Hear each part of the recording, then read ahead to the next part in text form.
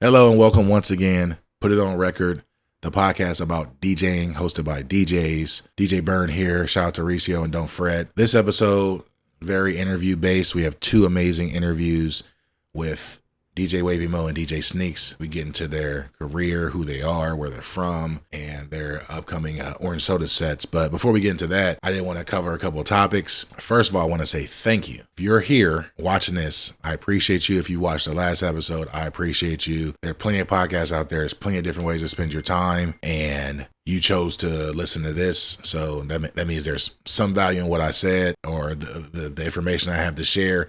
And I told myself, if there's at least one person that, gets any value from the things I talk about, then that makes it worth it to do this. So I'm going to keep doing it. Keep talking about DJ topics, interviewing different DJs locally and nationally, internationally, and getting different perspectives. So if you're a DJ listening to this, there's definitely a lot to learn. If you're not a DJ and you're curious about how nightlife works, definitely a lot to learn. If you're watching on YouTube, shout out to you. Whether you're watching or listening, appreciate the likes, appreciate the subscription. Also appreciate you sharing this with anybody who you think would be interested. That's the first thing. So one topic I do want to talk about that's relevant and that comes up all the time. I spoke about this on my Instagram, but it was 90 seconds, and now I have opportunity to talk about it at length. It's about booking. The number one question I get from DJs is, how do I get booked? Whether it's, through events I throw or it's just in general. And there's no cookie cutter answer. There's different things to do for different situations, and I'm going to try to cover them all. Just like any other product out there, any other service that people would pay money for, you have to be able to advertise, and you have to be able to plead your case and be able to let people know that I DJ well, and this is why you should spend money on it. So how do you do that? The easiest way is to show up and perform when you do have bookings, and it's all word of mouth. Somebody comes to an event, they like what you do, and they say, hey, I want to book you for my event. Boom. But if you don't have bookings, it's hard to do that. It's also hard to post flyers on your social media to let people know that you are working. So what else can you do? Once again, it's all about, life is about who you know and opportunity. So the second best way to get bookings is through other DJs and promoters, and not just like, hey, you're a DJ, me too. Can you give me some money? No. It's more so about building rapport, supporting DJs, supporting promoters, and then in turn, they want to support you because you have genuine love and support for the things they do. And of course, that's reciprocated. That doesn't mean make it transactional and just meet people so they can possibly book you for their event eventually. That's not how things work either. It's important to build a rapport and to support people the way you want to be supported, so that when the opportunity comes to DJ, somebody be like, hey, you DJ too. I can't do this. So do you want to do it? Or if it's a promoter, it's like, hey, I got this opportunity for you because I like the way you come around, you support. Let me go ahead and give you this shot because I feel like you deserve it. But let's say that's not working for you. The best way, I talked about this on the last episode, is that promoting yourself. Because how are people going to know you DJ if they don't actually see or hear you DJing? What's the best way to do that? Make mixes. Make mixes for YouTube, SoundCloud, all this stuff you can upload for free, and it's visibility. Get yourself out there. I'm assuming you have social media, because how else did you find this podcast if not for social media? Use those to your advantage as free advertising, whether it's a reel of you doing a quick mashup, whether it's a long form mix. You got to have this material ready to be able to present to people and to be able to make your case. Overall, everybody DJs. We all know it's oversaturated or whatever excuses people want to make to why they're not getting booked. But the fact of the matter is, you want somebody to give you money, whether it's to buy a ticket to your event or to promoter or DJ to book you to DJ their event. What's the benefit? It has to be mutually beneficial, and there has to be value for both parties. So this is how you present that. Me, myself, whatever you think about me as a DJ, I still ask local and global events, festivals, hey, I see what you got going on there. I want to DJ this. How can we make it happen? And then adding on to that conversation is, here's why this will be mutually beneficial. Here's what I can provide as far as performance, energy, how my style matches what you guys got going on. Here's some examples of similar events, whether corporate or not, that I've done that you can compare. Here's what I can do as far as social media promotion before, during, and after. This is why it will be mutually beneficial. And you notice how in that whole thing, I never said how I was better than somebody else or how don't book them, book me, because it's not about who's better. It's about me being the best option for your event. That's the key there. And you also got to be ready to hear no, because I've heard no all the time, or people try to spin me and not answer, and that's not going to stop me from following up. If it's a no, tell me how I can make it a yes, or if it's a not now, then when is the right time? How can I follow up? Because if I really want to do something, I'm gonna go all out for it, as you should. You can't ask somebody for some money, which is what you're doing. You're asking for a booking, you asking to get paid, and they ask you, why should I give you money? You got to be able to answer that. If you can't answer that, then you probably don't deserve the gig. And you shouldn't be offended by that, because once again, everybody DJs. Why should I pick you for this event? Why do you want to do this event? Why should I pick you? Why do you think you're a perfect fit? I shouldn't have to ask those things. You should be able to present that to me or whoever the promoter is that you're trying to get booked for their event. And trust me, I know I used to be one of those guys where it's like, oh, I'm better than so-and-so. Why they not booking me? Or I'll hit a promoter and be like, dang, why you don't never book me? That's not the question. I don't want to know why you don't book me. I want to know what's the next event that I can get booked on, or I want to do this event. This is the value I can add to it. How can we make this happen? And I can tell you this. I'm going to hold your hand when I say this too. The number one way to not get booked at anything that I'm doing is to be a hater. It's to hate on other DJs. Because I book great DJs who are also great people. You could be the best DJ in the world. If you're an asshole and you hate on other people, I'm not putting no money in your pocket. I'm not going to tell other people not to rock with you, but I'm not going to platform that, because there are too many great DJs out there to be platforming people that can't help but to hate on others. And the DJs I book are people that are passionate about performing, who care about doing a good job, who care about the customer experience, who know how to work with other DJs and prioritize the night over their set. What would make the best experience overall for everybody, instead of just, oh, I went crazy. That's a whole nother conversation about DJs that open up and burn the closing DJ by playing all the bangers just because they wanted to get the songs off, not knowing that you're messing up the experience for the whole night, for not just the next DJ, but for everybody that spent their money there at the location that night. These are the type of DJs I book. People that are passionate, people that have a purpose with DJing, that want to have an experience and that want to make it memorable the whole night, not just themselves.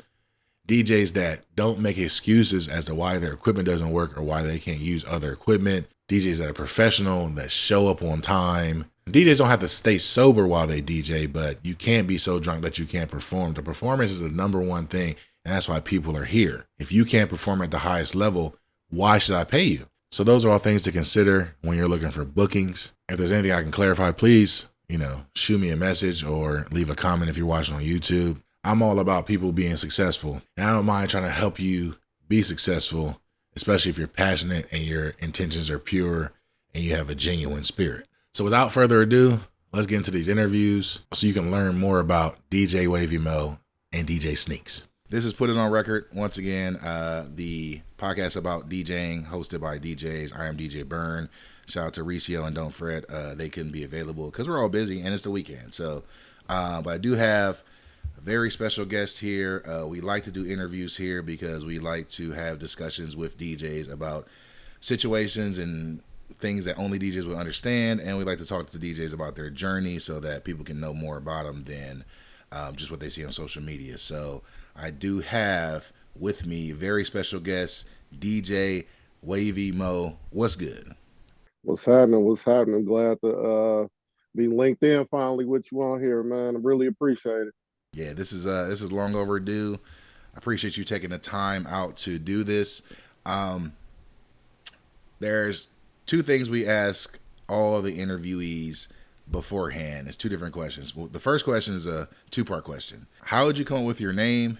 And the second part to that first question is, I've found that oftentimes, including myself, my DJ name wasn't the first DJ name. So if you had an alternate DJ name at the beginning, what was that? Well, it's definitely the one and only DJ name, but how it originated. So, best friend of mine, who's like an older brother to me, owns the store Corporate Sneaker Boutique, which is similar to like Soul Classics up in Not the Columbus. Mac. So, yeah, shout out to MT. So I was helping with a pop up there for one of the high school kids years ago, like maybe 2011. And one of the guys recording the footage was just like, "Yo, shout out Wavy Moe," and just said it to me, and everybody just thought it was hilarious. So they just kept calling me that around the store. So I was like, you know what? We just gonna embrace it. So yeah, that's how the name started. Then I just used it as my DJ name, and yeah, here we are. That's fire. It's good when it comes natural like that. A lot of DJs I talk to that's just starting on their journey, they're like, "What should I call myself?" And what I tell everybody, I think I say this every episode, is that you can call yourself whatever you want. If you good, they'll call you whatever you call yourself. So people think my real name is Bernard, which is crazy because it's not. But yeah, name is important, and more important than the name is how you perform. So Wavy Moe's, where are we at? The second part to this question, this is a little more revealing. Can you tell us about your worst DJ set? Worst DJ set, it was probably a Sweet 16. Um, there, I'm 34, so it's like a disconnect from the younger generation and my generation. So like the music, I as far as the music goes, for the most part, I think I did well with it. But the problem is that people want to come up and request every single song. And it was like I couldn't catch a flow. Yeah. So it's like, y'all not letting me work. And the younger kids aren't gonna be able to comprehend that. They're just TikTok era, they're instant gratification. Right. So I would say my worst set was like a Sweet 16. No offense to the group or whatever, but I just couldn't catch my groove. All right. Nah, I definitely get that. I do a lot of homecomings and proms, and yeah, they want to hear what they want to hear. They're very impatient about it. And what's crazy is that a lot of times once you play it, they don't even turn up to it. I'm like, you wasting my time. Like, why'd you ask for it if you don't actually want to hear it? One thing I will say, because you might benefit from this or anybody else out there that's listening. So what I do for homecomings and proms, because I don't listen to what they listen to, obviously, because I'm 40. So I do like a little request thing where it's basically a QR code that goes to a Google document, and so they scan it. They can type in song request, artist, and name, and then I like print it out and put it around the building so that during prom or homecoming they can scan it, and then it updates in real time. So on my computer I refresh it and it shows what everybody wants to hear. And usually for high schoolers, like it'll be like 100 songs, and then I'm like, this is basically my crate now. So now I can like go through and be like, oh, this makes sense, this doesn't. It's still a chore DJing for prom or homecoming or any kind of teenagers, because once again, they want to hear what they want to hear and they don't care about your flow or your vibe. So I can definitely understand that. But I mean, as far as bad DJ sets, I've heard a lot worse. So if that's your worst, then I feel like you're doing pretty good. So how long ago was that? That was what's that? Maybe 20, maybe like close to the COVID era, like Okay. COVID time. For the homecoming and proms, I've always gotten lists, but for this particular party, I'm like, it was one of my homies' kids. I'm like, you know what, I got you. It was just one of those like spur of the moment things. And yeah, I probably should have taken what I did for the homecoming and proms and did it with that, but I just went in. I guess you would consider it unprepared, Yeah. and yeah. That's all right. Yeah, that's another thing. Like, I think I have all my crates saved from every homecoming and prom that I did, and all of the request sheets, because it's like, even though for teenagers, even more so than us, music, what's hot changes a lot faster, but some of those are still relevant. And I'm surprised at how many like they want to hear like No Hands and Dancing Queen. I'm surprised at that. I'm like, this song older than some of y'all, like, and y'all actually want to hear it.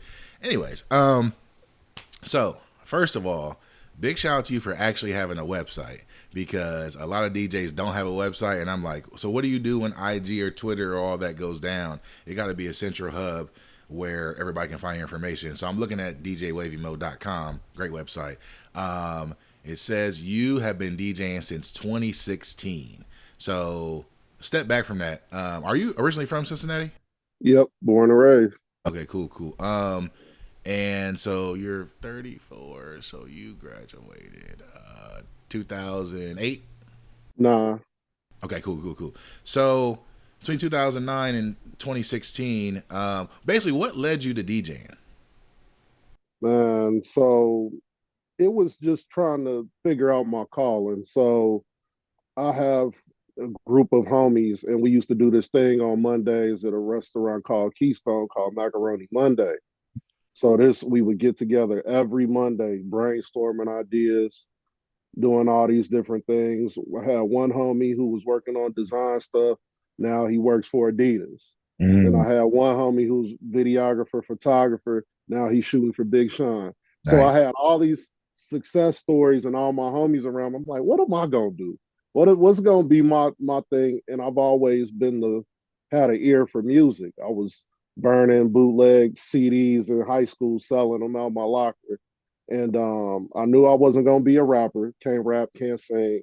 It's either gonna be production or DJing. But DJing was my way in because I was cool with a lot of DJs before I even DJ'd. So yeah, that was my way into the door, and then the rest has been history. So, how long would you say you practiced before you had your first live set? And then tell me about the live set, the first time you performed live, and like what equipment did you use and how'd that go? No practice. Straight to the wolves. So I started out with a company by the name of Self Diploma. They used to do a lot of summer concert series here and bring like catching artists early in their career. They used to catch them early and bring them to the city. And with that collective, they kind of just took me under their wing for the early stages of my career before I went fully independent. And they have different contracts within the city. So the first contract that I've ever had was with Rasconi, which is like a pizza bar here in 2016. And they were like, yeah, it's a boating after party. There's going to be people who own boats and collect boats. And I'm like, I don't know what they listen to. I'm panicking. I'm nervous. So my first setup was the two Technique 1200s and rain. It's either 61 or 57. um, One of those two. yeah, those are similar. So yeah, it could be either one. Yeah. One of those two. But that was my first setup, and I DJ'd on that setup for years. And yeah, surprisingly went very well because I already had an ear for music. So it was just like at first, let me just get my counts there. 1, 2, 3, 4, 1, 2, 3. Like it was just let me do that at first. And then once I got through that, I'm like, oh, I need to get in the dojo. I need to practice. I need to hone this craft a little bit. So, Right, right. Um, DJ tech question. What needles did you use? I don't even remember what those were. Like they used to sell them at Guitar Center, but they stopped carrying them. I don't know if it was. It's Sures. Yep, sure. Yep, that's what it was. They stopped making those, and then so on the secondhand market, it was like double the price. But now there's like actually an alternative, a brand that makes someone that's very similar. I just bought some because I'm about to start doing vinyl a lot. So, but yeah, I'm just curious about the needles. So I can't remember if you just said this. Did you go to college? No, I didn't. I Okay. just went straight to the workforce. And everybody got their different journey. I made the mistake of going to 4 different colleges before I started DJ. Before I realized I wanted to be a DJ, and I'm like, man, I should have started with this first. I could have saved myself a bunch of student loans. So I feel it. You started 1200s and Rain Mixer. What was the next setup? The next setup was still the 1200s. Then we upgraded to the Range 62. Ah, yeah. So it was more or less the mixers that were the upgrades, but the 1200s, listen, still got them, Yep. still hold strong. So I just recently switched to a controller for the first time Okay. in my life. Which when I first went to go work for the company, I went and bought a little $250 controller to DJ with. It was like, hell no, you starting on vinyl. We don't do that controller stuff over here. So Right. they was like, you gonna get the feel for it, you gonna learn how to scratch, you gonna do all this stuff. So yeah, I had to again go through the dojo as I call it. Nah, no, that's important. It's kind of like I always say when I first started learning how to drive.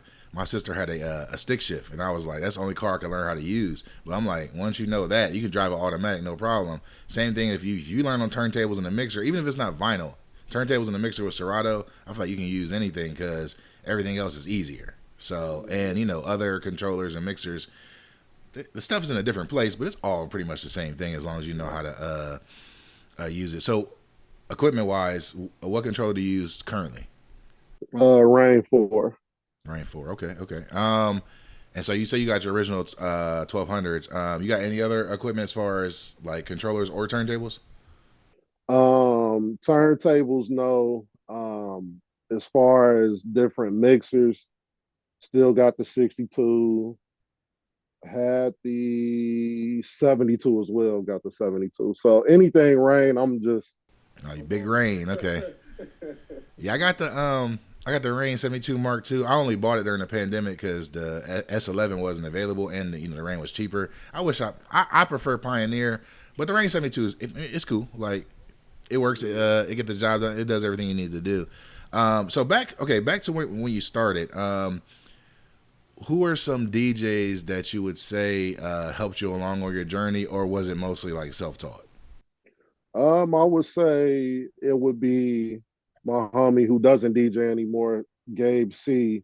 He was part of the Self Diploma Collective, and then my big bro DJ E Train, who does a lot of stuff for the Reds now. Okay. They with the Fridays that I used to do at Rasconi, I used to open for E Train, so it was just one of those things like it was the master and the student. Right. So every Friday, I would just sit back in the corner and just look at what he did. And then that following week, emulated a bit, but put my own twist on it. So certain just more technical sounding things like, oh, how did he do that little chirp noise? How you? Yeah. So Yeah. yeah, I would say that, and then just throughout my career, just meeting other DJs. It's so many DJs here in the city that are just wells of knowledge. Yeah. So even just sitting and having conversations with them is an education. Yeah. So And that's really what this is about. And also, as you know, every time you DJ with somebody new, you look over and be like, oh, I don't do that like that. That's probably a better way to do that. Or like, just you trading secrets because I feel like we all in our own silos learning how to DJ, and so you might find somebody doing something that you do, but they do it more efficiently, or you never thought to flip it that way. Or even with song selection, it's like, oh, I forgot about that one. I start putting that in my sets because that's a dope song. So yeah, getting together with other DJs, whether it's sitting down and talking or just even standing next to them and like trading secrets while y'all performing, is definitely a better way to grow. And unfortunately, I didn't learn that until like in the later half of my career because a lot of DJs in Columbus are haters. But that's another story for another podcast. So you've been DJing for 9 years, right? yep. So at what point would you say you became comfortable? Like, yeah, okay, I got it. I know what I'm doing. I feel like I can go into any scenario and handle business. To be honest with you, and not to be cocky, probably my first year in. Okay. Like once because at the time, Rasconi was throwing so many different kinds of events, Mm-hmm. and then I ended up taking over Saturdays there as well. So it was just cheerleading competition groups and just different walks of life I wasn't familiar with. So my music selection, at least for the city of Cincinnati, I knew how to DJ for any group in the city of Cincinnati. And so by the end of year one, I was like, you can kind of throw me in any room. Of course, I still get nervous in that butterfly feeling, Yeah. no matter what room I walk in. But once that wears off, I feel like put me in front of anybody, we gonna make something shake. Yeah, nah, it's important to have that confidence, but it's also important. I feel like if you're not nervous, that means you don't care, because everybody wants to do a good job, and this is like nervous, but not like underconfident. Oh, I want to make sure I do a good job. So I definitely feel that. So, what would you say was your biggest gig of your career? Biggest and then favorite, if those two things are different. Biggest has to be last year. Ooh, yeah, last year's Juneteenth block party. Yeah, I saw the video. That looks crazy. Like I saw the video. It looked crazy. That was insane in a good way. Like it was just to see all my people out, no drama, no fighting, no issues, everybody just coming out, having a good time, getting able like taking pictures with people. I never thought I'd be a person taking pictures or somebody want to autograph or something like that. I was like, me? Yeah. Well, little Marcel from up the way, like y'all want my signature. So yeah, that was probably the biggest. Because I think I want to say that's somewhere between 20 to 30K people, something like that. Crazy. But my favorite was the 2023 Juneteenth block party because that was like oh, you didn't know who I am. Now you're gonna know who I am. Right. And I just went what they call outer body experience. I just Yeah. had an outer body experience. I'm dancing. I never dance in the booth. I'm dancing on the stage, in the little Duke Deuce thing. I'm Yeah. doing. I'm hosting, and I don't even really talk that much on the mic. And I'm sitting here running across the stage, talking, jumping in the crowd. It was just like the feeling I got was just so exhilarating. I'm just like, I want to put on a show, and that was just, oh man, that really set the trajectory for the rest of my year. That booked me for the rest of the year. That Right. event in June, that calendar was booked.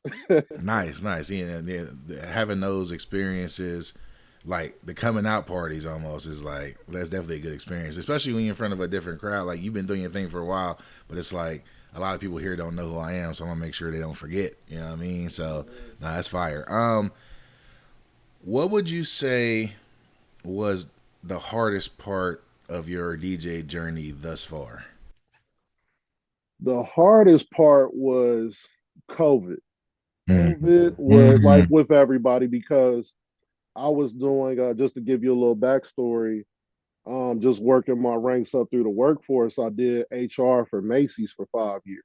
Okay. So at the end of 2019, we kind of had a scheduling issue, but I was doing real good with the DJing still. And I'm like, you know what? I'm tired of having to go to somebody and figure out, can I get this time off? Can I um, do this? Am I allowed to do that? Can I go to the restroom? Like, it Yeah. was just a lot with the corporate world that, Right. you know, as much as I love the consistent money, it was not really me. So I said, you know what? I'm gonna put in my 2 week notice and we going full time. three Fire. months later, everything shuts down. So that is, and I ended up working third shift at a grocery store, working odd jobs to kind of make ends meet because, I was banking on the DJing.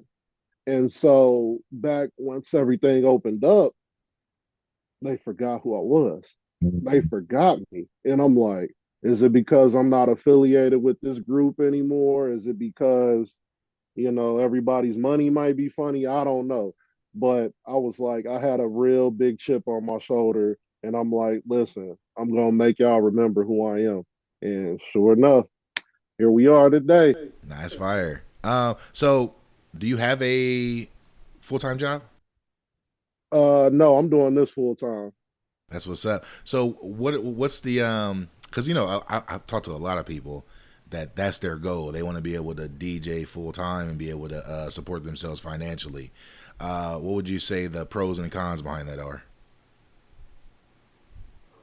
The pros is just you get to sleep in. You get to Right. essentially build your own schedule. Um, and then if you know how to network and navigate in these rooms, you can set it up to where what you may make in 40 hours a week, you can make in 8 hours. if you know how to negotiate the right way. Right. And just having that freedom, it's just like when you love what you do, it doesn't feel like work. And I love what I do. I love DJing. Like when people come to me and say, "Hey, you going to go work?" No, I'm going to go DJ. This is fun to me. Like I'm glad I get to have the late nights and people are wanting my presence in the building. Right. So yeah, I'd say that's the benefit. The con is, and I didn't really feel the con until the beginning of this year, is that when the snow hits and it's slow and the economy's bad, it's gonna hit. Yeah. So Thanks. if you don't have your ducks in a row, if you are kind of iffy on budgeting, if you don't have good money management or like a financial advisor, something to where you know that if it hits a rainy day, you got some backup money or something stashed away, then yeah, you're gonna feel it and it's gonna hit hard. So I'd say one of the cons is if you're not prepared, you're gonna feel it if it's a rainy day. Yeah, that's actually great advice. And I think at the top of the year, usually, January is usually slow because we're in a cold weather state and people probably all partied out from Thanksgiving and New Year's Eve. So January, like I feel like stuff really don't pick up until March anyway. So I definitely understand that. Um, Tell people about Cinema on Fridays. Shoot, Cinema on Fridays. So initially the original theme of it is like based around 90s and 2000s cinema, black cinema Right. movies. And, throughout the theme of the bar, you have the jerseys that are hanging up like retired jerseys. You got G Baby, Mhm. and you got the Love and Basketball jerseys, and you Right. got like a Biggie Coogee sweater in the front. So that's the initial theme, was to keep it around that vibe. But the consumer determines essentially what the music and the vibe is going to be. So you can initially start like that, but if they want to hear newer stuff, we're gonna cater to the crowd because as the business, we want the money. So it's like we're gonna cater to whoever comes in. So what I try to do at least with the first half of my set is still cater to the OG crowd, the original group that comes in and knows like, yo, this is the vibe I'm going for. I've been bar hopping doing happy hours. I just want to vibe out, do this. And then usually later in the night, a younger crowd comes in, and then I just cater more towards that younger group, and then it kind of shifts. It like the night, it always shifts. It's always different groups of people coming in Mhm. because there's different bars in that area. So it could be R&B for 1 hour, then it could be old school hip hop the next hour. So yeah, it's just being able to adapt. Word. Word. Also says you're a resident on DJWavyMo.com. It says you're a resident DJ at Love on Fourth and Honey Uninhibited. So can you tell us about those as well? Yeah, so Honey Uninhibited was a restaurant brunch spot that was owned by Carlos Dunlap, who used to play for the Cincinnati Bengals. Right. That unfortunately closed down in December. Mhm. Not sure, probably business behind the scenes stuff related. A lot of businesses are being affected by just the economy these Yeah. days.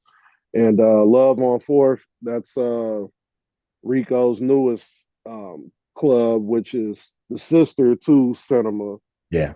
Very large space. Just a vibe in there. It's just elegance in Cincinnati. Yeah. So because there's no real spot like that here.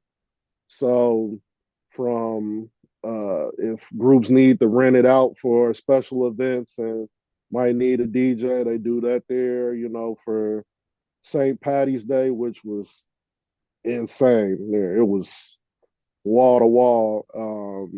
And then yeah, just whatever type of event.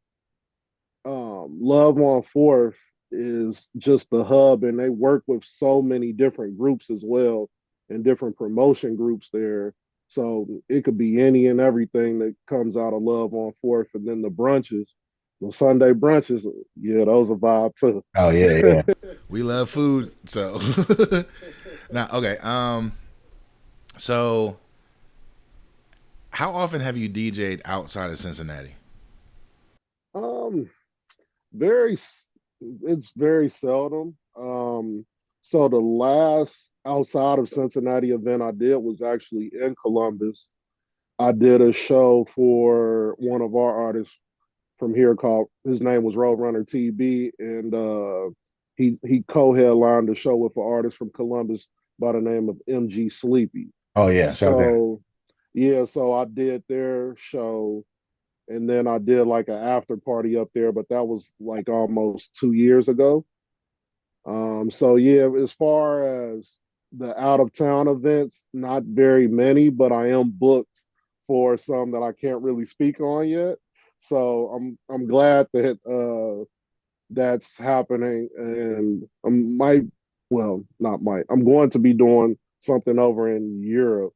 Ooh, okay. So stay tuned. That's fire. So I know you can't say you say you can talk about it, but are they outside of Ohio? Outside of, I mean, other than the Europe one. That's fire. That's good. I always, it's good to go out and go to different regions and perform for different people, because if you, I mean, if you stay in the same city, you kind of get used to what they want to hear. So go, and like I said, just more networking. You go other places, you hear the DJs be like, oh, you know, they do it like this, man. That's something I can use to improve myself. Let's talk about Cincinnati and the DJs in Cincinnati. I like to take my time to give people the flowers that they deserve. So outside of yourself, who would you say are some DJs in Cincinnati that people need to hear? Well, I mean, you got, I look at everything. This is how I kind of categorize everything. It's like tiers. All right. Like I kind of put things in tiers. And like the people who I think that are just absolutely out of here, we got DJ Fresh, who's just Of course. nothing, we don't even need to speak on him too much because we see it. It's Right. like he from South Africa to he's world renowned at this point. And for those that don't know, it's not just, you know, hosting at concerts. I had the pleasure of DJing with him at an event here, and you know, you can tell in the first 2 or 3 minutes, like, oh, he nice. Like I could tell as soon as he got on, he was hookah in one hand, scratching the other. I'm like, oh, he's going crazy. Like, okay, he's official. So I've been seeing that a lot online. People are like, oh, you just an MC. I'm like, no, he's actually a good DJ. So yeah, for sure. Yeah, so him, Bandcamp, Thank you. Bandcamp, just the way that he was, just to see his career elevate the way that it did, because that was one that I actually got to see firsthand before I was even really DJing, just going to his different events, and then when he got on with MMG and then doing all the different things that he did. Now he's DJing Big Ten tournaments and Purdue and Yeah. Xavier and all these different schools. I'm like, oh yeah, he's doing it in the Pacers. Can't forget about that. So yeah, it's just to see where he's elevated to, beautiful. DJ Primetime, who does all the sporting teams, major teams, he DJs them. Every major team in Cincinnati, that's their DJ. And to see where he went, because I don't think he's originally from here, Mhm. but he, moved here, and the way he just blossomed, it's a beautiful thing. And then also I have to pay my respects to the OGs like Merc Out, DJ Diamond, who was a pillar for our radio station for years or decades, DJ Ghost. So there's a lot of DJs, too many to name, that I just have to give my flowers to. That's fire. So we got about 5 minutes left because this is the free version of Zoom, but it's also it helps me be concise. So the last two questions I want to ask is, where do you want your career to go? Like what's the end goal here? Like, what's the dream scenario for you? Like, what exactly do you want to do with DJing? To be honest with you, for the most part, I'm doing it. Like just when I pray every morning, every night, and I ask, can I just do something to make a way for myself to make this my life, make it my career? And through the power of God, I've been able to do that. And, I want to strive to be able to travel the world and do all these different things. But I'm grateful for what he's given me already. So it's like I'm grateful. I'm happy. I'm blessed. I'm healthy. My family's healthy. I'm able to take care of people, help my family, help my friends, help myself. So yeah, I'm good. Nah, that's fire. Um, and gratitude. That's important. Um, the last thing is the reason why we're here. Other than the fact that I just want to talk to you. You're performing at Orange Soda March 28th. What can people expect from your set? Uh, We gonna that if you know that, yeah, that's what we gonna do. So so yeah, for all my 80s and 90s babies, y'all know what that is. And I just want to vibe out because the orange soda parties are so legendary to see from the outside looking in.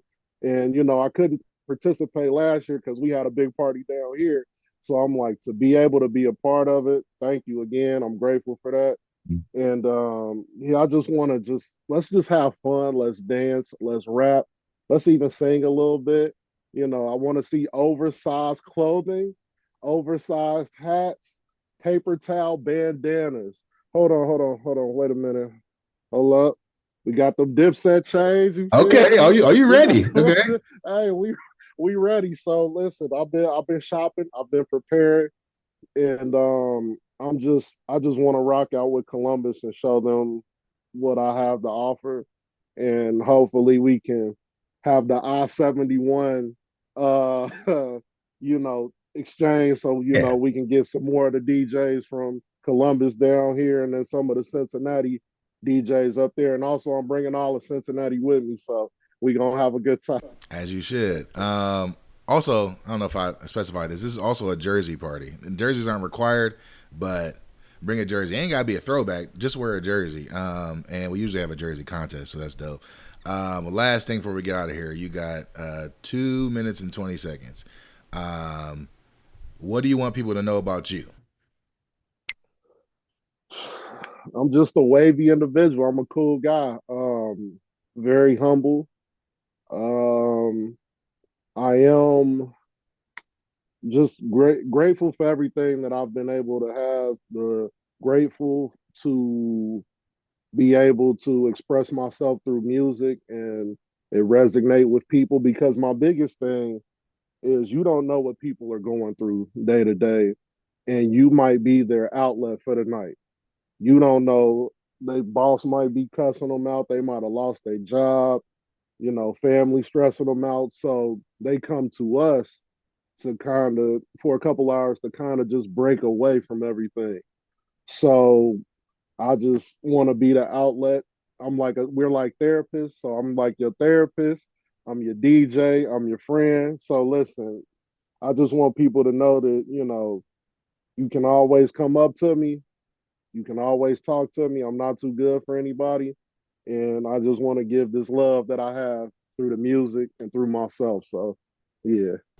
That's fire. And that's people always ask me like how I can book them for events. And the number one thing, I mean, because we're all good to great DJs, depending on who you ask. The number one thing is being a good person, and I can tell you are. So I definitely appreciate having you on here. Yeah, DJWavyMo.com, DJ Wavy Moe on Instagram. Are you on Twitter and all that too? Yep, Okay, all yeah. the above. Yeah, and yeah, make sure you go check out Cinema on Fridays, except for next Friday because that's going to be Orange Soda. Come check out Orange Soda, and yeah, appreciate having you. And yeah, shout out to you. Shout out to DJ Wavy Mo. Appreciate it. So once again, we're here, put it on record. The podcast about DJing, hosted by DJs. It's me, DJ Bern.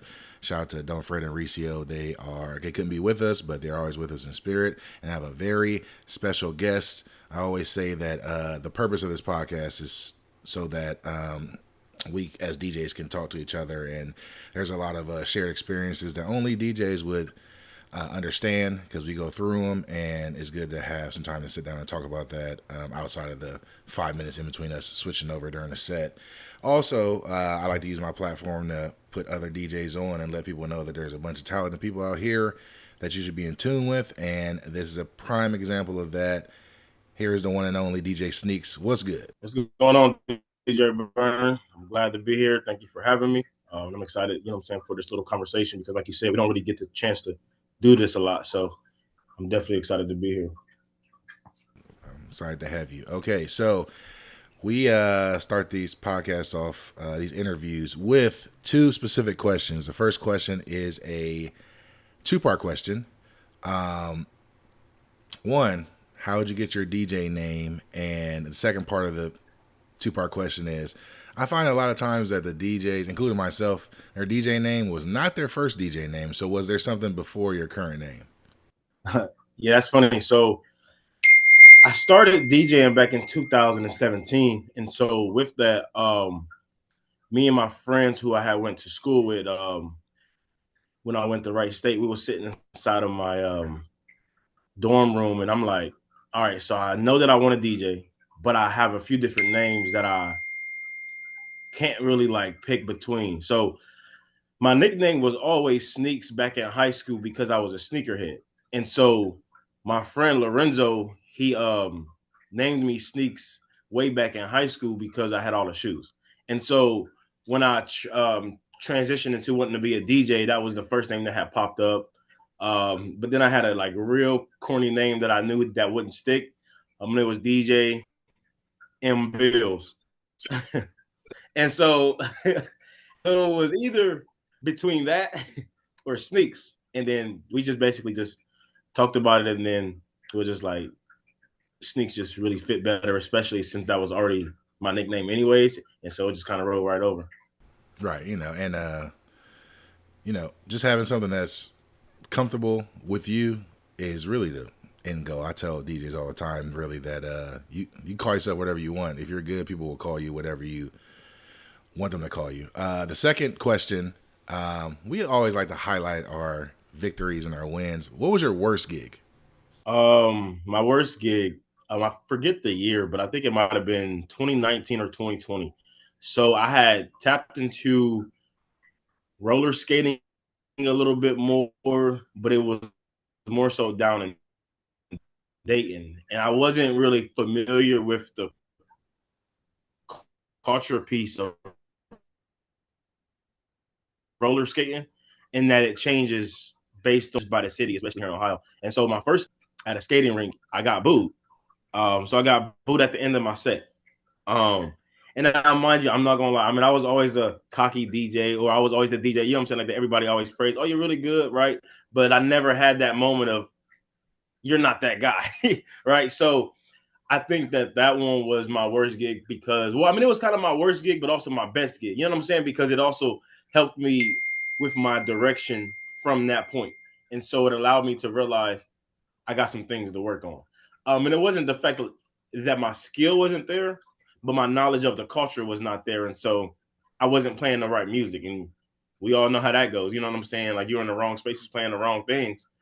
Nobody's vibing. So I think that was my worst gig. But then if you also want to like switch it up, I think it was my best gig because it kind of took me into another path of kind of like where I am now. So. Nah, yeah, that's definitely a learning experience, being in front of a different crowd. And like you said, it's not really skill set. It's just like knowing how to service the crowd, because different crowds want different music. So definitely a learning experience from the worst gig. That's definitely a good spin on it. So you did mention, I think just now you said you started DJing in 2017.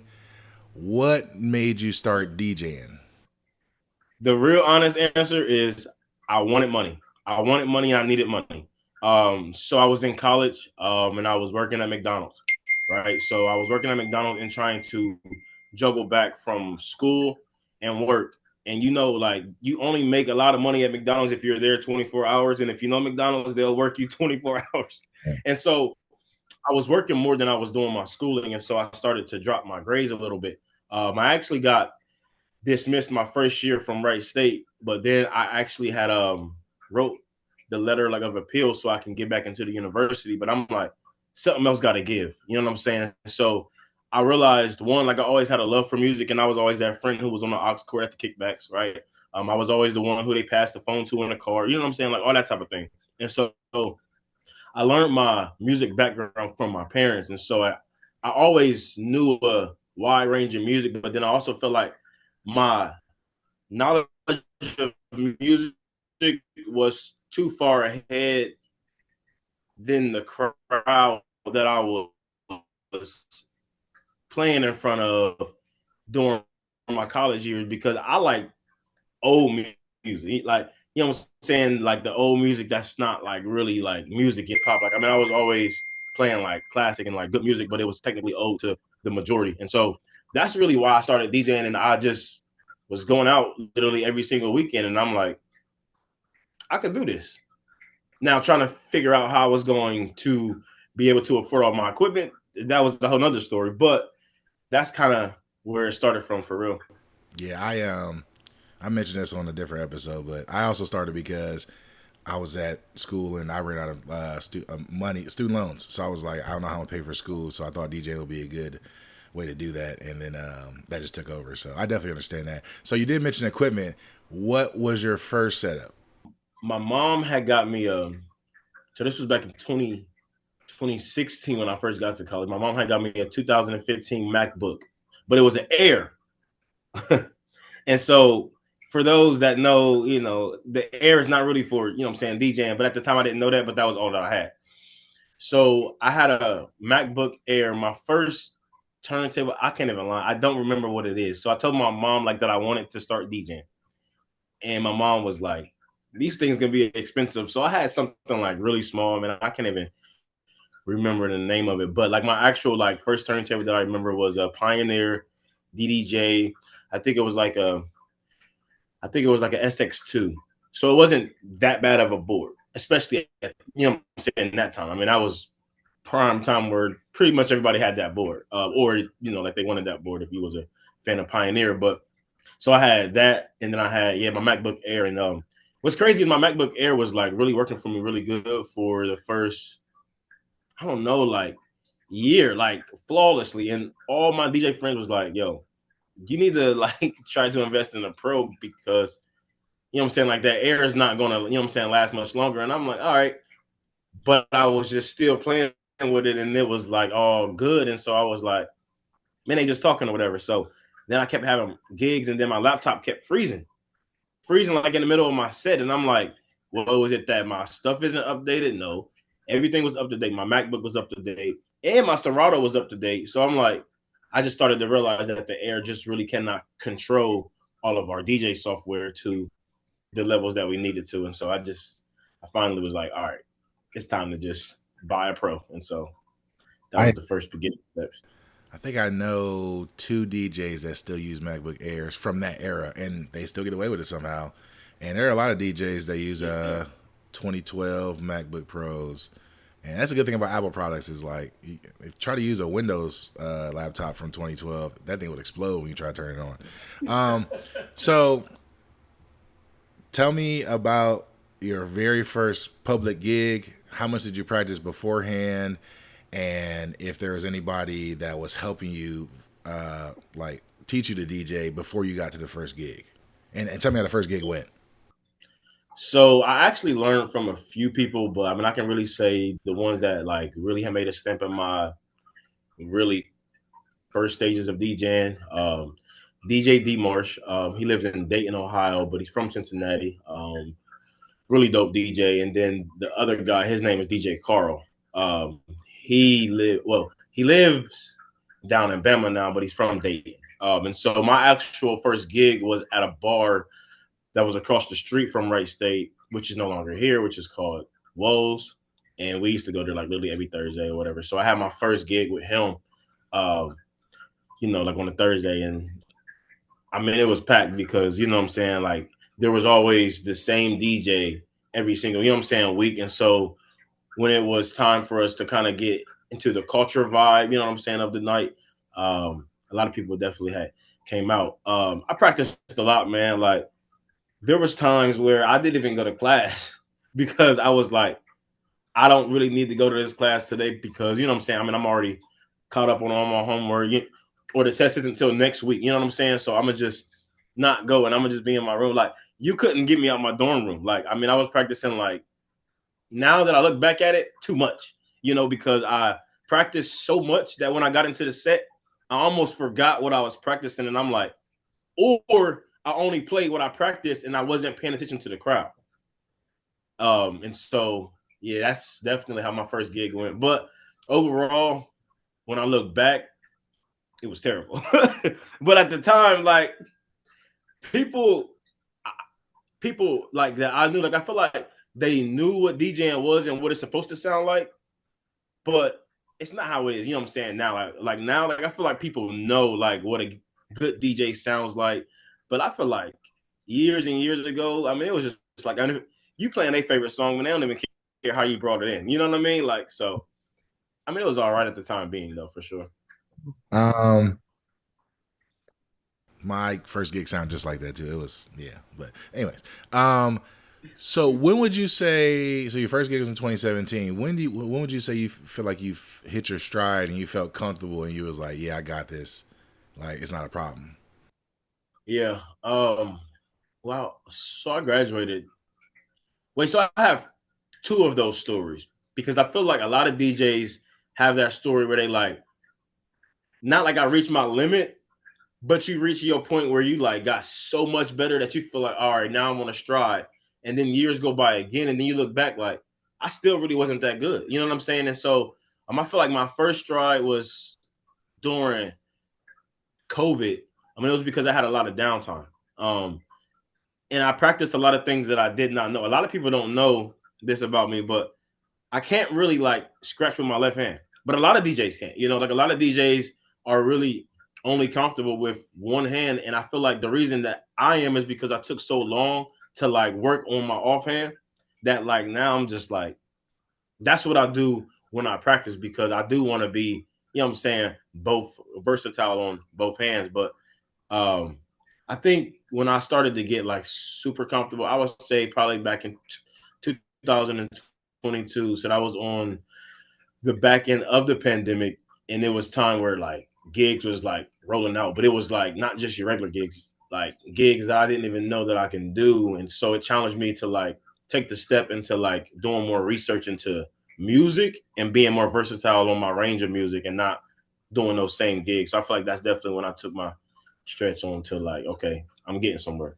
Right. Another thing I want to mention, since you did start DJing in college, just like I did, I feel like a lot of college DJs don't transition well because, you know, in college, people can't wait to party. People can't wait to turn up. And it's like you could literally play whatever and people are going to turn up to it and you just play the bangers. As opposed to like when you get into nightlife, it's like it's hard to get people to even leave the house. And so when they're there, like you got to actually impress people. And I feel like people are so used to like, oh, I'll press a button, it's lit, that they don't know how to adjust. So would you agree that there was definitely a learning curve going from college to going to regular nightlife? Yes, I mean it's definitely a huge learning curve, and it's crazy because by the area that you're DJing at, the same songs don't get everybody lit, right? So like, Wipe Me Down, right? Like you play that in college, I don't really care where you go in the country, right? Like I mean, everybody's going to like, you know what I'm saying, dance, move around, like, but you can't really play Wipe Me Down at 12 o'clock, depending on the night, you know what I'm saying, like the club, you know, like the venue and stuff like that. And then so I think a lot of times in college, you are so accustomed to those songs that's gonna work versus in nightlife, a lot of times those things change. You know, like you have a song now that works for so long, or it worked for you in this club, you know what I'm saying? And then you go to this club and it's like, it's not the same reaction. So then how do you adjust? So I feel like definitely in nightlife, it's a lot harder to play for the crowd because, like you said, I mean, it's even hard to get them outside. And so when you get them outside, it's like they're really like looking for an experience. You know what I'm saying? Like they're not really looking to party, they're looking for an experience because I feel like they can play these same bangers in their own house and just drink. You know what I'm saying? So they're looking for an experience. And that's what I feel like a lot of DJs are not providing anymore, the experience piece, and they're just playing music. And it's more than that now.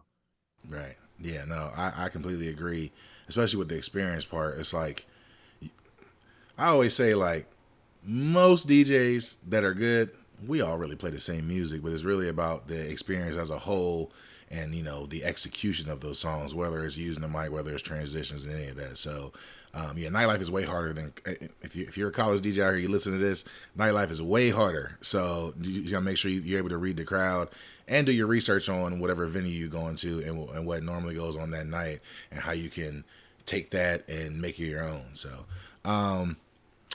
this podcast is also about nerdy DJ talk. So I like talking about DJ gear.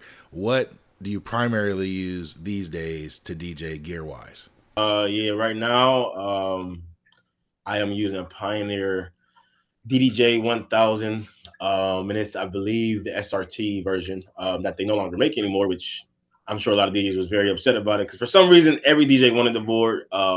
I think it's because of the size of the platters, and it was still not as like large to like, what I'm saying, carry and stuff like that. And then they got the lights, and all that little fun stuff. But I do feel like a lot of DJs wanted that board. But yeah, and that's the board that I have right now. And I absolutely love it. I don't go nowhere without it. I prefer to use that board. Oh yeah, and also I prefer Pioneer over Rain. I know a lot of people gonna hate me, but I like Pioneer stuff more than Rain. No specific reason. I feel like Rain definitely gives you the feel of a turntable, kind of with the moving platters and stuff like that. But I do feel like for controller wise, I do like the vibe of Pioneer stuff. So that's why I use a 1000 SRT. Yeah, I prefer Pioneer over Rain as well. I feel like the effects sound better on most Pioneer controllers and mixers. But I have a Rain mixer for my DJ setup, so I mean, whatever works, it's all good. So one thing people definitely have to know about you is that not only are you a DJ, but you curate a lot of your own events. So tell us about some of the events you curate. Yeah, so I have an event, Boom on Orbit. So it's a roller skating experience that now turned into a 2-day event. I started it back. Hold on, my math's not right. It's 2025. I started it in 2018. Technically, I'm on year 6, but I'm on year 7 because I didn't do one year because of COVID. But I still just called it a year. I know a lot of parties, have done that, whatever, because it just kind of makes sense to the eye. You know what I mean? It's just like, okay, this is year 7. So anyway, it started off as just a 1-day roller skating night to where it was like, I really didn't care to get people to travel all over because it was honestly just a birthday skate party for me because I never really did nothing for my birthday. So I was in college at the time, and then, it went crazy. Like the first 2-3 years, it went like super crazy, but it was filled with college people who really wasn't skaters. They was just coming because, oh, this is something to do.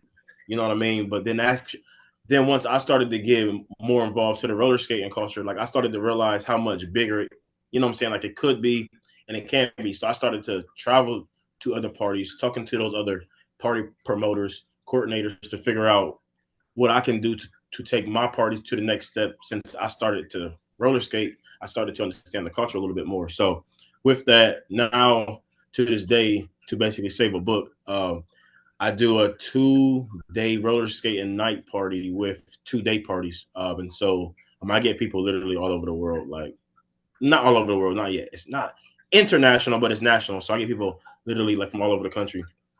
But we're going to be international soon. But that's what I do.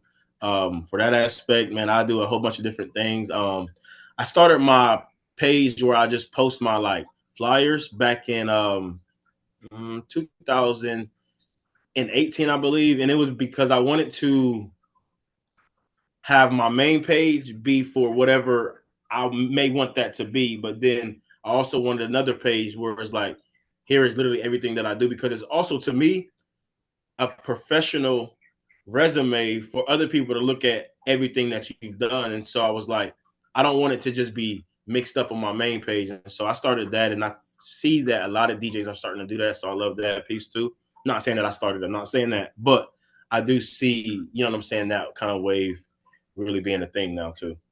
Nah, yeah, for sure. That event sounds amazing. I'm not even like a roller skate guy, but it sounds like it's a good time. So, yeah, salute to that, and doing something for multiple years. I mean, I think it's easy to do everything as a one-off, but to have it grow beyond multiple years, that's fire. So hopefully you keep that going.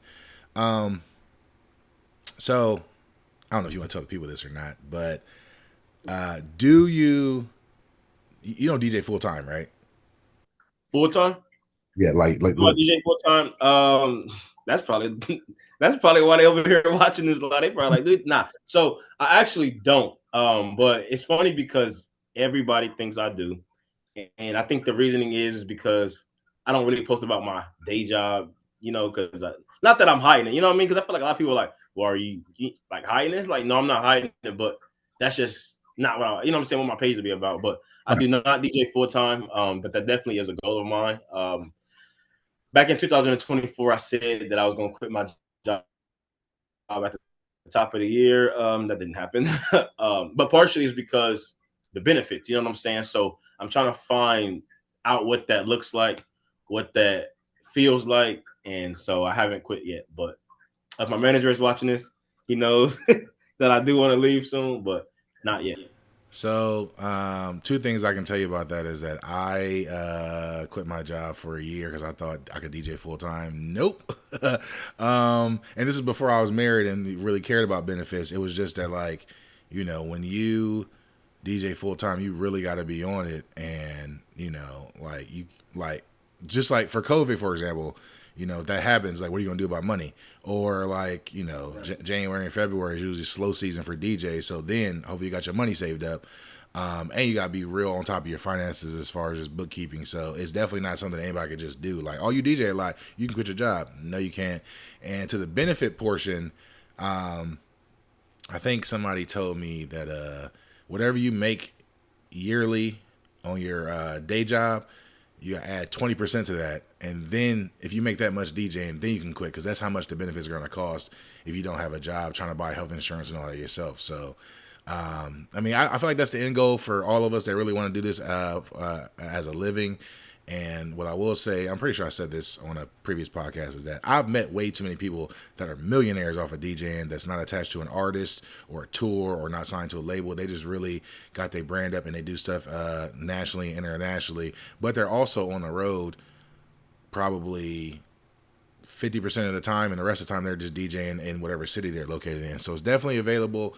If you listen to this and you want to make a career out of DJing, I know people, and some people that I'm probably going to interview in the future that can tell you about it. But it's a grind. It's not as easy as people think. So there's nothing wrong with having a regular job. I have a regular job, and it pays very well, and I DJ a lot. So nothing wrong with having a regular job. So tell me about your favorite gig you ever done and the biggest gig you ever done, if those are two different gigs.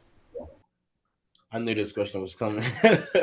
My favorite gig, man, that's just such a you know what I mean, like a tough question, because it's like, I mean, I can say that I have a favorite because I've made $1,000 in an hour on accident. So I'll call that one my favorite, because I mean, a lot of people most people, I don't care what they say, is not making $1,000 in 1 hour, and it wasn't supposed to be like that. No. So let's not say that I don't charge $1,000 an hour. No, but I had a gig. It was in Dayton or whatever. It was there was an event that was outside, like at a park or whatever, and the event was supposed to go, I think, like 4 hours or something like that. And then I think the rain had started to happen after the first hour, and so they allowed me to pack up and still, you know what I'm saying, get the payment, of what we had agreed to. So I mean, that was nice, because a lot of people don't do that. So the fact that I was able to get that, I'm definitely gonna say that's my favorite gig, because I mean, again, you cannot make $1,000 in 1 hour doing a lot of things, especially today. So that's probably my favorite one. My biggest gig,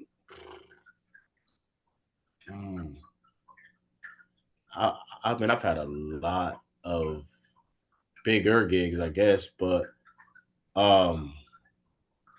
that's a tough one, because like, I'm thinking about so many different like things that I can consider big. I mean, I've DJed for Love for back on Love for Love for I mean, those are nice gigs, but I don't know much but playing music until they get on and then their DJ takes over. So it's not like you're really showcasing much. But I will say, like, I had did a yard show. I'm at Ohio State. It was like 1,000 people out there, and I didn't bring enough equipment. And that video is actually on my page. I was out there and I was DJing, and it was like trying to keep 1,000 people happy and continuing to dance while they had to sit down was definitely tough. But I feel like that one changed my vibe of like how to still get people to vibe inside of a setting that's not, oh, I'm moving around, dancing, jumping around with alcohol, because nobody was drinking because it was on campus. Now, I'm not saying that they didn't drink before, but any DJ can say, like, you DJ a gig where there's like no alcohol, it's a little bit tough. It's a little tougher. So that, I think that I'll put that in the category of my bigger gigs, because I mean, there's so many. Okay. Now that's I do recall seeing that video on your page, and it looked lit. So yeah. We talked about earlier, you know, I feel like the goal for everybody that does this is to be able to DJ full time. But like, what are some specific goals that you want with DJing? Whether it's, you know, touring, whether it's production, whether it's A&Ring, whether it's just just traveling and doing festivals. What's the end goal for you with DJing? I would love to be signed with like an artist, or like a major sports team, something along those lines. But I definitely want to like tour a lot. One of my idols and my mentors, still to this day, like his name is Bandcamp, right? I'm sure a lot of people know him. He's one of the persons that I talk to a lot about these same conversations, and you know what I'm saying, kind of like just the way that he's built his brand, but not also that how he continues to build his brand. One of the biggest things that I say to younger DJs is this: when people love you, they love you. And you could play this song. So let's just say, once again, you play Wipe Me Down, but then another younger DJ who they may not know plays Wipe Me Down, the reaction is going to be different because of who's playing it. You know, and so I feel like a lot of times too is building that rapport with your people and just people in general, that I feel like a lot of times you have the upper hand based on what your name is. You know what I'm saying? And I feel like you definitely know a lot about that. You know what I mean? Just having people like vibe to you differently than a whole other DJ who can play the same exact set as you, but it's because you're playing it. So it's like, oh, I mean, this is crazy. You know what I mean? So that's definitely another thing too. But no, I definitely do want to get to the point where I'm touring. I'm flying. Now, I'm there, but I'm not there consistently, right? Like in 3 weeks, I'm booked to DJ out in Miami, Florida, which, you know, I'm going to be out there, which is my first time DJing out there and my first time even going. So definitely very super dope. Like a few months ago, I was just like in Baltimore. So it's that level, but I want to get there like more times throughout the month, right? So yeah, traveling and DJing in different cities is dope. And it's really good to be able to be in front of different crowds and just to network with other DJs and see how other DJs do it in different cities, because I think that makes us overall better DJs. I think about 10 minutes left, so I got like 4 questions, and I will try to be brief. I feel like people listening to this will complain if I don't ask this, because this is something that I think about every time you start talking, and I'm like, I need to ask this and I forget. Can you tell me the difference between, because you mentioned this earlier, DJing for like just nightlife, nightclub, and DJing for a skating rink, and how they're similar and different? That is the question that I feel like every DJ that I follow that don't, you know what I'm saying, roller skate, because it's so different. It's so different. First of all, it's different by the area because of the culture of skating. Like there's so many different roller skating styles that comes with different music. And so based on the style that you skate, there's certain music that like your style is basically music dominant on. But then you also have to keep in mind there's 4 or 5 other different styles in a building that you're not playing for at the moment, because you're like, so then it's trying to find those songs that multiple styles can roller skate to. And then it's less of like scratching. So it's not too much scratching inside of like the roller skating ring. Now, I'm not saying that you can't do it, right? But it's less of like, oh, I can beat juggle here, or I can, kind of do this mashup. Like, I mean, it's more so of like playing music, and I feel like roller skating too. They want you to play the song a little bit longer. Versus in the club, they're quicker to like, all right, what's next? But like roller skating, like they're just vibing like throughout the night, and they want you to play the song a little bit like longer. And also the difference of like roller skating and then nightlife is you have slow sets. So you have the R&B sets in between the upbeat hip hop sets. And it was funny because actually, this is back when I used Twitter. I don't use Twitter anymore, but well, I mean it's now X. But anyway, I had made a post and it actually went viral. But it was like, what if we changed nightlife up a little bit and we split it up instead of doing only R&B at the end of the night? What if we like put it inside of segments throughout the night instead of just having everybody just wait until the end? You know what I'm saying? Because there's good R&B music that you can still vibe to where it don't feel like, all right, it's time to go. Right. And I feel like that's just how nightlife is now. But yeah, more so that's the biggest differences of roller skating, DJing, and nightlife. Now, which one is harder? I feel like roller skating, DJing is harder because you just have to be involved with the culture because there's a lot of music that is not on YouTube. They're not on record pools. You know what I'm saying? Like you actually got to get them from DJs, from the producers, you know what I'm saying, and stuff like that, that I feel like you won't know unless you know. And I didn't know that until I actually got into the culture of roller skating. I mean, I do feel like you can't be successful in the roller skating world as a DJ if you're not a roller skater. So, Okay.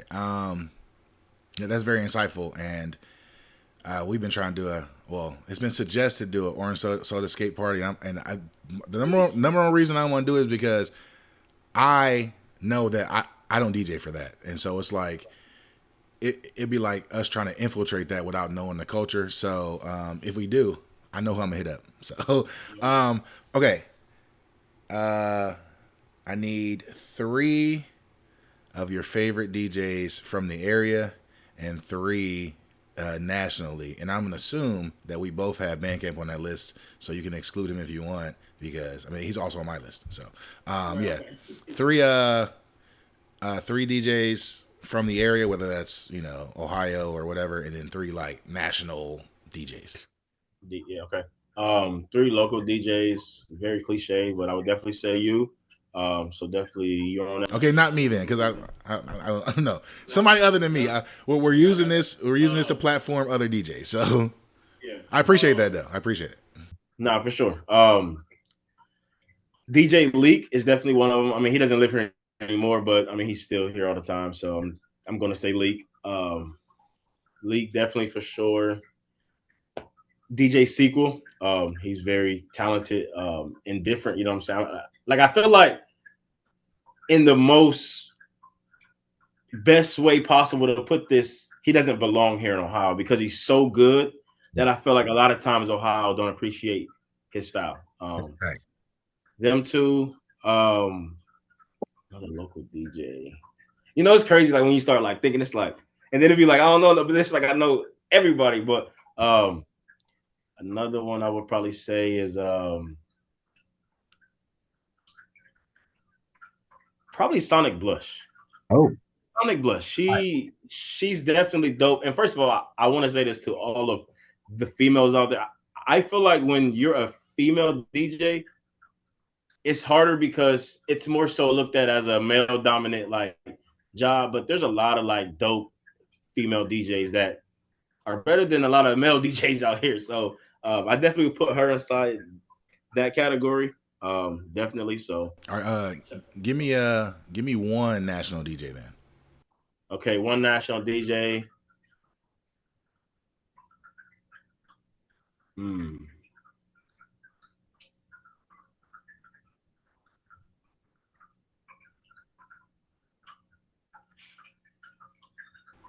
Funk Flex.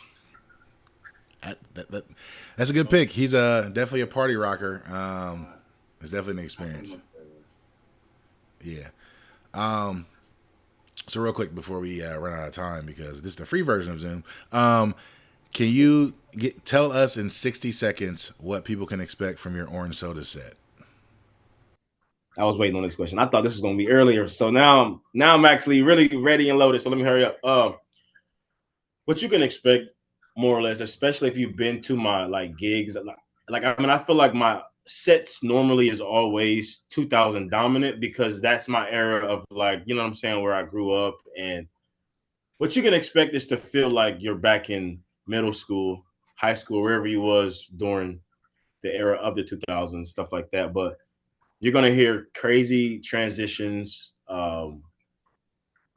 word plays, like I'm literally gonna take you on a musical roller coaster. I've been to a few different parties of Orange Soda, and it's been a party that I've been wanting to DJ for so long because I know that it's my like lane. You know what I'm saying? Like every DJ has their like lane where it's like, all right, this is like my steak and rice. Like I'm gonna get in here and I know exactly what I'm gonna do. And so I've been practicing for this set all month. And to go on record, I don't practice that much for a lot of my gigs because they're pretty much all the same. You know what I'm saying? Like they're all the same. But with this one, so I put this one in a category of a gig that is very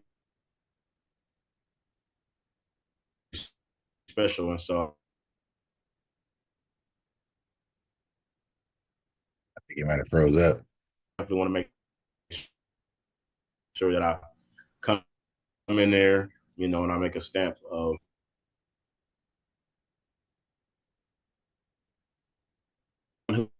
who I am, but then to also reiterate that Orange Soda is the best 2000s party in the country. So we're going to keep that going. Thanks. I'm happy to hear that. All right. So lastly, before we go, tell people that don't know about you what they can expect from DJ Sneaks when he's DJing in general. Yeah. So what you can expect from me is the deep thought process of like you never know who you are DJing in front of and what people are going through. I've had so many people tell me that I've saved their life. You know what I'm saying? From just the 3 hours or 4 hours of time that I had with them to just take them back to a memory that made them happy, or you know, like they might have lost a loved one, and so they wanted to come out, you know, and just basically get a few drinks and have a good time. And so I think when you think of DJing that deep, you are able to tap into a bag where it's not just DJing; it's actually like an essential job when you look at it in that space. And so it allows you to like look at it from a different lens that allows you to really, in my eyes, make sure that your career is a longevity one. You know what I'm saying? Like it ain't nothing that's just for the now. Because if you continue to look at it from a bigger lens, you're able to get and grow more places. So that's how I look at literally every time I touch my power button and start DJing and playing music. So I bet. I mean, I couldn't say it better myself. So in closing, tell people where they can find you online. you can find me on Instagram. That's where I'm at mostly. DJ Sneaks _ and then my promotional page is Sneaks Promotions. And so follow me on Instagram. I will 9 times out of 10 follow back. More so like, yes, I'll follow back. And definitely stay tuned for, you know what I'm saying, where I'll be next. And I appreciate the opportunity, Bern, and I'm definitely looking forward to Orange Soda Friday. Yeah, me too. So yeah, if you listen to this before Friday, March 20, what was that? You know, it's crazy. I made the flyer. I don't know if it's the 28th, right? Yeah. Yep. Yeah.